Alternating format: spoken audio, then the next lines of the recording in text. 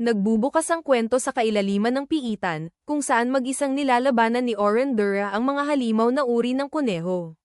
Matapos mapabagsak ang isang monster rabbit, napagtanto ni Oren ang isang mahalagang bagay, hindi pa humihina ang kanyang husay sa espada, at kaya pa rin niyang magpatuloy bilang isang mandirigmang espada. Biglang dumating ang isang grupo ng mga goblin. Ikinas ni Oren ang strength up, isang suportang mahika, sa kanyang sarili, pinatitibay ang kanyang katawan at sandata. Kalma niyang pinuksa ang mga ito, pinatutunayan na ang support magic ay maaaring maging nakamamatay kapag pinagsama sa mahusay na swordsmanship. Gayunpaman, may mahigpit na limitasyon ang kanyang lakas. Ang bawat enhancement spell ay tumatagal lamang ng eksaktong 3 minuto, kaya napipilitan si Oren na palaging bantayan ang oras habang nasa gitna ng labanan. Ang pakikipaglaban habang binibilang ang bawat segundo ay sumusubok hindi lamang sa kanyang pisikal na kakayahan kundi pati sa kanyang disiplina sa isipan. Kung ang karamihan sa mga adventurer ay matataranta sa ganitong presyon, si Oren ay lalo pang nagiging mahusay. Isang araw, biglang nagbago ang kanyang buhay nang kausapin siya ng leader ng grupo na si Oliver, ang kanyang kaibigan mula pagkabata. Ipinaliwanag ni Oliver na matagal na niyang binabalewala ang lumalaking agwat ng lakas sa loob ng partido dahil sa katapatan at mga alaala ng nakaraan, ngunit hindi na niya maitatanggi ang katotohanan. Ang pananatili ni Oren sa grupo ay nagiging pabigat sa kanila. Bagamat sinubukan ni Oliver na pag-aani ng sitwasyon, mas walang awa sina Ellie at Derek, tahasan nilang tinawag si Oren na pabigat at sinabing mas magiging maayos ang grupo kung wala siya. Kahit hindi ito tahasang sinabi ni Oliver, sa huli ay sumang-ayon siya at hiniling kay Oren na pormal na umalis sa partido. Wasak ang puso ni Oren habang inaalala niya ang kanilang pinagsamahan, kung paano nila binuo ang partido 8 taon na ang nakalipas, sabay na umangat hanggang S-rank, at maging ang unang grupong nakaabot sa ika-74 na palapag ng Great Southern Dungeon. Hindi niya maunawaan kung bakit siya iniiwan ngayon. Kinilala ni Oliver ang kahalagahan ni Oren bilang isang support mage, ngunit inilahad din niya ang tunay na dahilan ng desisyon, sa isang kamakailang joint raid, nasaksihan niya kung paano lumaban ang enchanter ng isa pang S-rank party, at kumpara sa kanya, napakakaraniwan at kulang ang support magic ni Oren.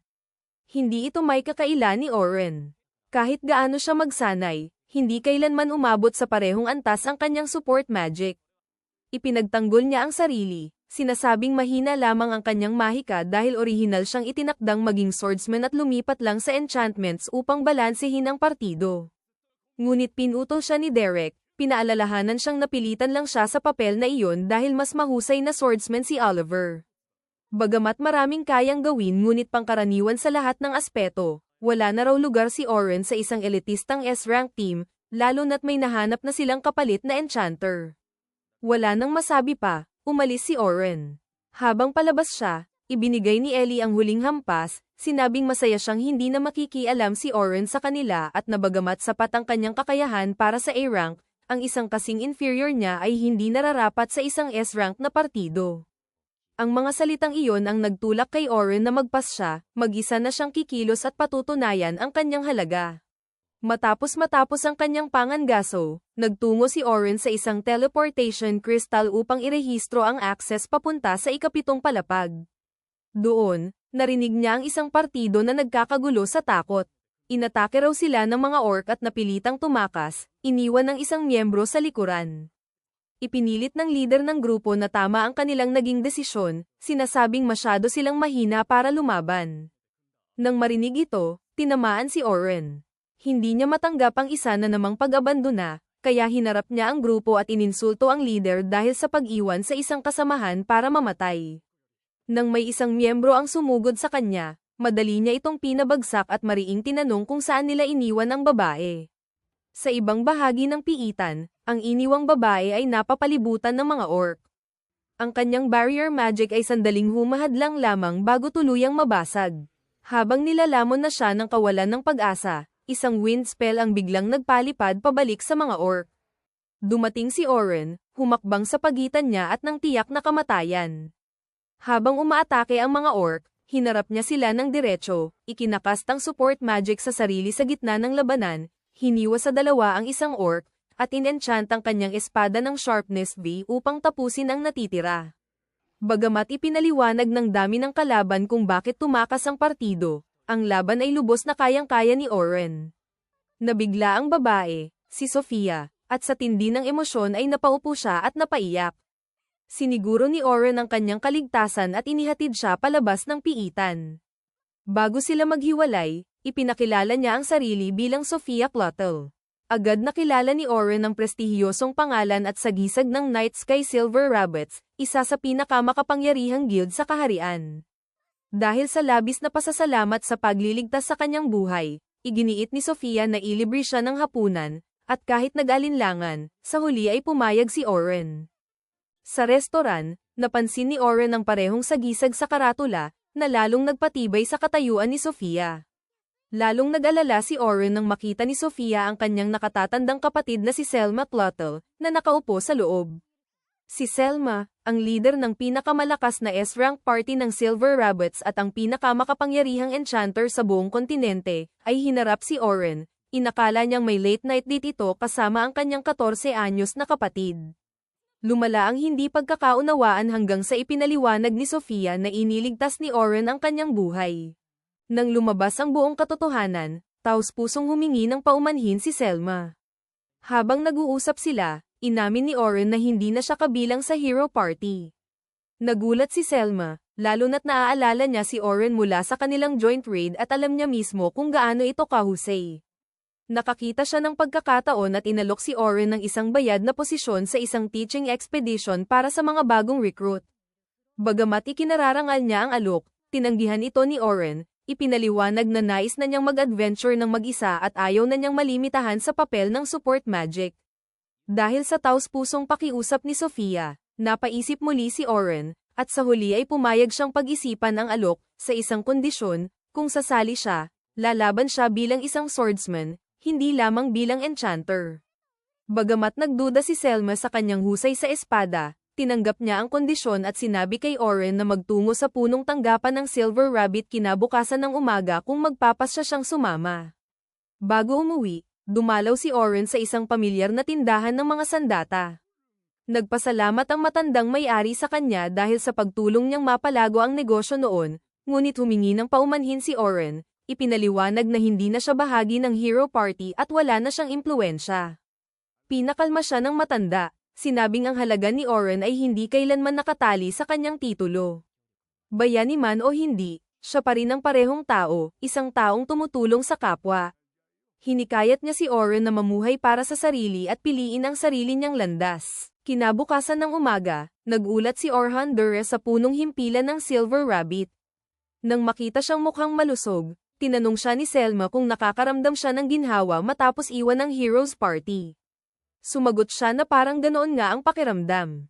Ilang sandali lamang, nagpasalamat kay Orhan si Vince Bars, ang leader ng clan, at inamin na marami na siyang narinig tungkol sa kanya, kabilang ang hindi kanais-nais na pangyayari sa pag-alis niya sa Heroes Party. Iniiwasan ni Orhan ang paksa at sa halip ay nagtanong tungkol sa mga detalye ng teaching expedition. Ipinaliwanag ni Selma na sa loob ng 3 araw, pupunta sila sa 51st floor ng Great Southern Labyrinth. Sa unang araw, hihinto sila sa ika-21 na palapag, sa ikalawang araw sa ika-36 na palapag, at pagkatapos ay magpapatuloy ng mas malalim. Habang ipinaliliwanag ito, ipinakita ang isang naunang sandali nang ipinaalam ni Selma kay Vince ang pag-alis ni Orhan sa Heroes Party at inilarawan ito bilang malaking pagkawala, dahil malinaw na magiging mas mahina ang koponan nang wala si Dura. Sumang-ayon si Selma sa pagtataya. Ipinaliwanag na pinataas ni Orhan ang buong partido sa pamamagitan ng kanyang support magic. Bagamat mas mahina ang kanyang mga spells kumpara sa karaniwan, pambihira ang bilis ng kanyang enchantment, halos 4 na beses na mas mabilis kaysa sa kanya. Bukod pa rito, nakita niya si Orhan na nagkukwento ng mga orihinal na spells, at nakilala niya ang kakayahan ni Orhan sa pagsusuri ng sitwasyon, paghula ng galaw ng kalaban, at pagbibigay ng tamang suporta sa magic sa perpektong oras. Taglay niya ang lahat ng kinakailangang katangian ng isang enchanter, kaya't malaki ang kahalagahan ng kanyang pagkawala sa Heroes Party. Naniniwala si Selma na muling angat sa tuktok ang Silver Rabbits. Matapos marinig tungkol sa batang iyon sa joint operation, nahirapang tanggapin ni Vince Bars na napabayaang mailagay sa tabi ng ganito lang si Orhan Dura. Gayunpaman, ipinaliwanag ng kanyang tauhan na bihira lang mabigyan ng tamang pagkilala ang mga enchanter. Dahil kilala mismo si Selma, madalas siyang sobra ang pagpapahalaga, samantalang ang mga tunay na bihasang enchanter tulad ni Orhan ay itinuturing na pangkaraniwan at madaling palitan. Sa kasalukuyan, matapos marinig ang buong briefing, ni-review ni Orhan ang plano. Magkakaroon ng 10 rookie teams at 5 escort, kasama siya at si Selma. Magpapalit-palit ang mga rookie teams sa pakikipaglaban sa mga halimaw, habang ang mga escort ay sasali lamang kung may mangyaring hindi normal. Tinanong ni Orhan kung bakit 5 escort lamang ang itinalaga sa halip na mas maraming high-rank members, dahil sa palagay niya, mas mababawasan ang panganib kung mas marami ang proteksyon, lalo na sa sobrang siksik na schedule na maaaring delikado para sa mga baguhan. Sagot ni Selma na habang layunin nilang dalhin ang mga rookie sa 51st floor, kailangan nilang harapin ang hirap upang lumago sa misyon. Naiintindihan ni Orhan na hindi iyon ang totoong dahilan, kahit hindi niya alam kung ano ito, at alam niyang hindi nila ibabahagi sa isang outsider. Gayunpaman, inalok niya ang kanyang tulong at pinasalamatan siya ni Vince Bars. Ipinaliwanag ni Vince na ang bayad para sa enchanter ay 2 gold coins agad-agad, at 10 pa kapag naging matagumpay ang misyon. Ikinonsidera ni Orhan na mabuti ang alok, kahit na inamin niyang sobra ang bayad, dahil maaari na nitong sakupin ang buong gastos ng isang karaniwang mamamayan sa loob ng 1 taon. Sagot ni Selma na ang halagang iyon ay sumasalamin kung gaano siya pinahahalagahan, kaya't nangako siya na ibibigay ang kanyang pinakamahusay. Ilang oras ang lumipas, dumating si Orhan Dure sa pasukan ng dungeon kung saan magsisimula ang ekspedisyon, at naroon na ang mga rookie na nagtitipon at naghahanda. Nang batiin siya nina Selma at Sofia, napansin niya na suot pa rin ng babae ang parehong kasuotan tulad ng dati, marahil ang standard na uniform para sa mga baguhan. Sinabi niya sa kanya na maganda siya sa suot na iyon, na ikinapula ni Sofia habang nagpapasalamat. Hindi mapigilan ni Selma na pansinin ang reaksyon ng kanyang kapatid, kaya sarcastically niyang sinabi kung gaano kagaling si Orhan sa pagbibigay ng papuri sa mga babae, at kasunod nito, tinanong kung may girlfriend siya. Kinuskos niya ang ulo at sumagot na wala, dagdag pa na marahil natutunan niya kung paano makisalamuha sa kababaihan dahil sa mga babae sa dating team niya. Naalala ni Selma na minsang nanirahan ang Heroes Party nang magkakasama sa iisang mansion. Nang tanungin ni Sofia kung saan siya nakatira ngayon, ipinaliwanag ni Orhan na naninirahan siya sa isang inn. Biglaang nataranta si Selma, maling inintindi ang kuryosidad ng kapatid bilang balak na dalawin siya, kaya't dali-daling nilinaw ni Sofia na siya'y simpleng curious lamang. Binago ang usapan, tinanong ni Selma kung bakit lumalayo si Orhan sa mga rookie.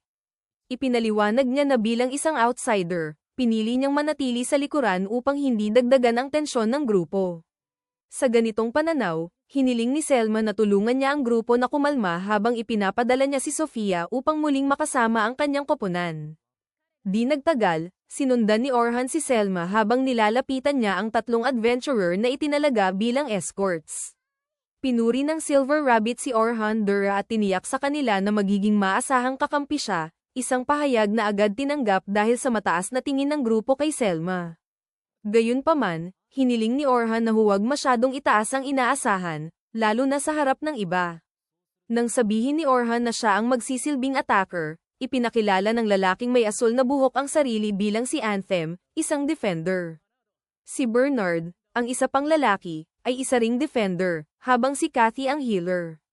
Nakita ni Orhan na balansyado ang koponan, ngunit napagtanto niyang kung wala siya, mapipilitan ng iba na maging attacker, na lalong nagpapatindi sa kanyang alinlangan sa plano. Napansin ni Selma ang kanyang reaksyon at naalala ang naunang pag-uusap niya kay Vince Bars. Sinabi ni Vince na naiintindihan niya ang kanyang pagkadismaya sa pagkawala ng isang malakas na asset, ngunit pinaalalahanan siya na si Orhan ay isang enchanter tulad niya. Sa pangkalahatang balanse, hindi siya maaaring manatili sa unang squad, isang punto na sa huli ay tinanggap niya.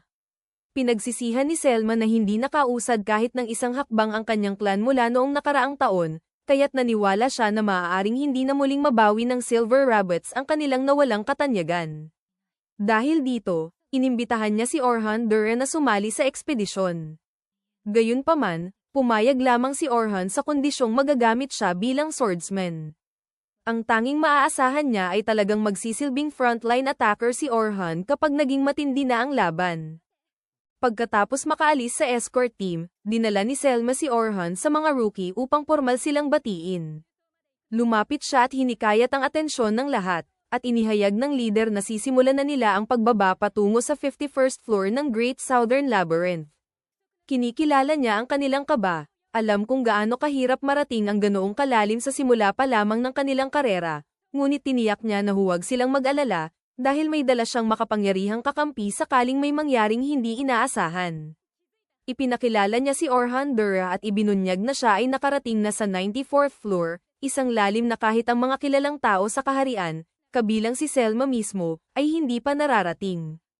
Namangha ang mga bagong dating, at mabilis na kumalat ang mga bulong tungkol sa kanyang kahanga-hangang nagawa.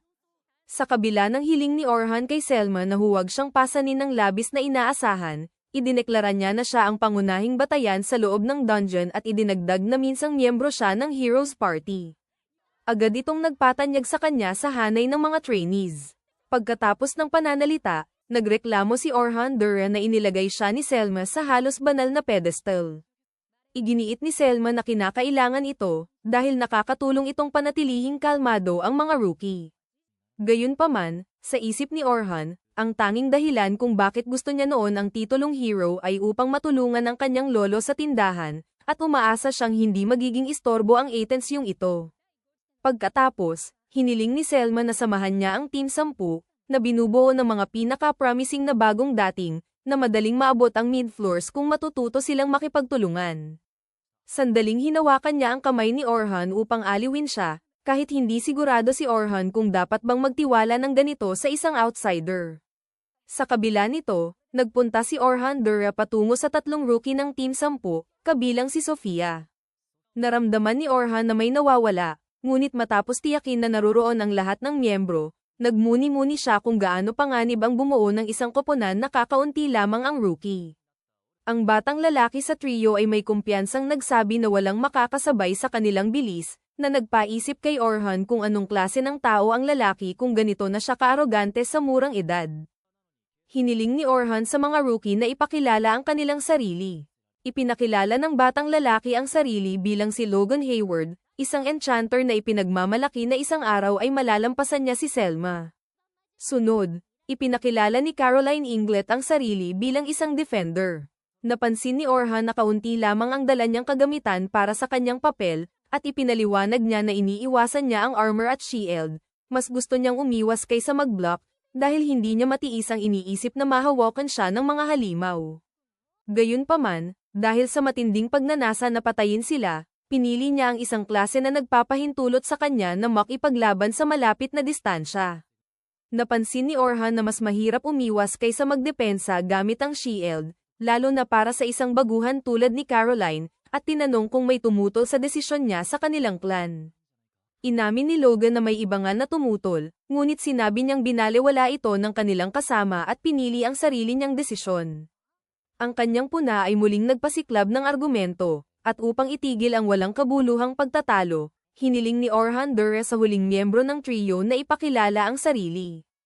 Ipinahayag ni Sofia Clottle ang kanyang pangalan at ipinakilala ang sarili bilang rear line attack mage. Pagkakakumpleto niya, nagpatuloy sa pagtatalo sina Logan at Caroline, na nagpaisip kay Orhan na hindi magiging madali ang misyon. Sa kanyang pagkabigla, nanahimik ang grupo sa sandaling pumasok sila sa labyrinth. Pagkatapos, tinanong ni Caroline kung bakit sasama sa ekspedisyon ang dating miyembro ng Heroes Party, dahil inakala niya na magkalaban ang kanilang mga clan. Inuulit ni Orhan ang paliwanag ni Selma, sinasabi na hindi na siya kabilang sa prestihiyosong grupong iyon. Nang pilitin siya ng paliwanag, mariing tumanggi siyang sumagot. Binago ang usapan, inakala ni Caroline na dapat kilalanan ni Sofia ang escort, dahil sinabi nito na may magtatanggol sa kanila na isang kamanghamanghang tao. Ipinilit niyang malaman kung si Orhan ba iyon. Natrap si Sofia. Nangingitim ang pisngi, ngunit inamin na minsang iniligtas siya ni Orhan Dura, na napakalakas niya, at dati siyang miyembro ng Heroes Party. Dagdag pa niya, sinabi ng kanyang kapatid na huwag siyang mag-alala, dahil nariyan si Dura, kahit na hindi niya nakikita ang sarili bilang isang hero. Kahit na ganito siya tinitingnan ni Sofia, Nagtataka ang Enchanter kung pinuri siya ni Selma ng labis upang aliwin lamang ang kanyang kapatid. Bigla, dalawang lobo na tahimik na sumusunod sa kanila ang tumalon patungo sa grupo, ngunit nahuli sa isang magical trap na inilagay ni Orhan sa ruta. Pinatunayan nito na tama ang kanyang paghahanda ng ganitong mga kagamitan, lalo na para labanan ang mga biglaang pag-atake mula sa likuran nang hindi nasasayang ang oras. Mahalaga ang oras, at anumang pagkaantala ay dapat ilaan lamang sa mas mahihirap na laban. Pagkatapos, nang maabot ng Team 10 ang 20th floor, sapat na ang pagmamasid ni Orhan sa mga rookie upang malaman na hindi sila magiging malaking hadlang sa natitirang bahagi ng ekspedisyon. Sa simula, inakala niyang mayabang lamang si Logan Hayward, ngunit nakilala niya itong tunay na talentadong Enchanter. Kung magaling si Logan sa matagalang labanan, magiging napakahalaga siya sa isang future A-rank team. Gayunpaman, sa kabila ng kanyang talento, mahina siya sa pagbibigay ng utos, isang kritikal na kakulangan para sa kanyang papel, bagamat maaari niyang malampasan ito sa karanasan. Napatunayan ni Caroline Inglet na napakabilis, tulad ng inaasahan sa isang dodge-based defender, ngunit may dalawang malinaw na problema siya. Una, umaatake siya ng pabaya at walang plano, at bagaman siya ang nasa frontline, nakakabahala ang paraan ng kanyang pagpapakita ng sarili. Pangalawa, umaasa si Caroline Inglet sa 2 daggers lamang. Bagamat akma ito sa kanyang fighting style, hindi ito nagbibigay ng sapat na offensive power para sa koponan. Samantala, si Sofia Clottle ay hindi kasing kahanga-hanga ng dalawa, ngunit lampas na siya sa karaniwang rookie. Medyo passive siya sa labanan at nag-aalangan sa mga kritikal na sandali, ngunit malamang magbabago ito kapag mas naging maayos ang koordinasyon niya sa mga kakampi. Wala rin siyang malaking kahinaan, kaya mataas ang inaasahan sa kanyang paglago sa hinaharap. Sa tulong ng 3 escorts, tinalo ng grupo ni Selma ang 20th floor boss, at pagkatapos ay inutusan ang mga rookie na irehistro ang floor sa kanilang guild cards, na nagtatapos sa ekspedisyon sa araw na iyon. Sa oras ng pahinga, lumapit ang Enchantress kay Orhan Dura upang marinig ang kanyang opinyon sa unang araw. Sumasang-ayon siya na may malaking potensyal ang Team 10, ngunit nagsisisi sa kanilang mahina na teamwork. Inaamin niyang partikular na nag-aalala siya tungkol kay Caroline, bagamat iginiit ni Selma na malaki ang pag-unlad ng babae, na nag-iiwan kay Orhan sa pag-iisip kung paano kaya siya kumilos noon kung ito na ang itinuturing na progreso. Kinabukasan, nagulat si Orhan Dura nang makita ang front page article na nag-aanonsyo ng bagong Enchanter ng Heroes Party, na hayagang inilalantad ang kanyang expulsion. Napahiya, pinagsiksik niya ang dyaryo sa kanyang mga kamay. Nag-aalala rin siya na maaaring nabasa ito ng ilang rookie at ngayon ay tinitingnan siya ng iba, eksaktong ang ayaw niyang mangyari. Habang umaalis siya sa inn patungo sa meeting point, lumapit si Luna, isang babae na matagal na niyang hindi nakita. Noong siya ay bahagi pa ng Heroes Party, kahit lumalala ang pagtrato sa kanya, palaging mabait si Luna. Ngunit nang siya ay ma-expel, wala siya, nag-aasikaso sa kanyang pamilya. Hindi maiwasan ni Orhan ang magtanong kung baka nagbago ang lahat kung naroon siya noon. Muling hinarap ang komplikasyon ng kanyang dating koponan, na pagtanto ni Dura kung gaano ito kabigat sa kanya. Halos nakiusap si Luna na bumalik siya sa party. Nang tanungin niya kung pareho ang damdamin ng iba, inamin ni Luna na siya lamang ang humihiling ng kanyang pagbabalik. Gayunpaman, kung babalik si Orhan Dura, nangangako si Luna na gagawin niya ang lahat upang kumbinsihin ang iba. Bagamat nagulat, nakita niya ang tindi ng determinasyon sa mga mata nito. Sumagot siya na huli na ang lahat, lalo na pagkatapos basahin ang artikulo. Hawakan ni Luna ang kanyang kamay at pinaalala sa kanya na nangako silang tapusin ang Great Labyrinth ng magkasama. Tumigas ang ekspresyon ni Orhan, hinihila niya ang kanyang kamay at sinabi na kasama sa pangako si Oliver, ang nag-expel sa kanya, kaya imposible itong tuparin. Naiinis, umalis siya. Tahimik na inaamin na sana ay manatili silang tatlo ng magkasama, tunay na umaasang igagalang nila ang pangako. Ngunit alam niya na walang balikan, wala nang tahanan si Orhan Dura. At dito na nagtatapos ang ating episode, huwag kalimutang mag-like and subscribe mga idol para sa mga bago pang update.